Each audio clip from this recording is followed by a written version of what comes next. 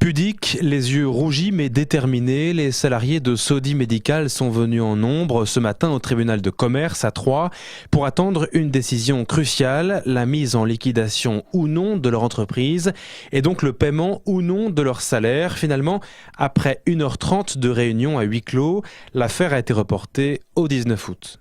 Donc j'ai demandé moi au tribunal de bien réfléchir, de bien peser les choses parce que si on offre le dépôt de bilan à Sodi Médical, on leur donne une cause économique pour nous licencier, alors que le tribunal de grande instance a interdit le licenciement économique pour cause de délocalisation.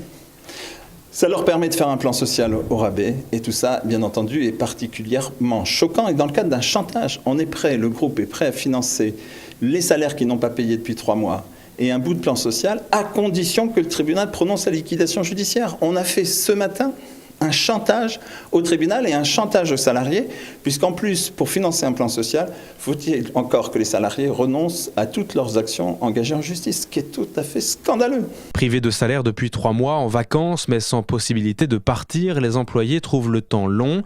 Le parcours du combattant laisse certains d'entre eux dans une situation de fragilité extrême. J'ai un arrêt maladie pour dépression suite à cette affaire-là. Mes demi-journées sont versées à la société Sodi Médical qui ne me reverse rien du tout. Et bon, j'ai un mari qui travaille, mais quand on est habitué à avoir 2 salaires, et qu'on se retrouve qu'avec un salaire, et c'est pour ça que on craque. Le comité d'entreprise les porte à bout de bras et reste déterminé à aller jusqu'au bout, se faire payer par le groupe Lohmann et Rocher dont dépend Sodi Médical, plutôt que par l'assurance garantie salaire financée par les contribuables. La semaine qui vient s'annonce déterminante. Mais cette fois-ci, on espère vraiment avoir des réponses et après qu'il y ait des actes. Parce que ça commence à bien faire d'avoir des décisions de justice et aucun acte derrière.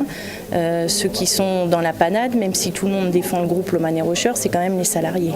Seul réconfort dans ce dossier, le feuilleton passe désormais en prime time. Ce matin, les médias nationaux se sont emparés de l'affaire. Une telle situation dans le département du ministre de l'économie suscite forcément un intérêt grandissant.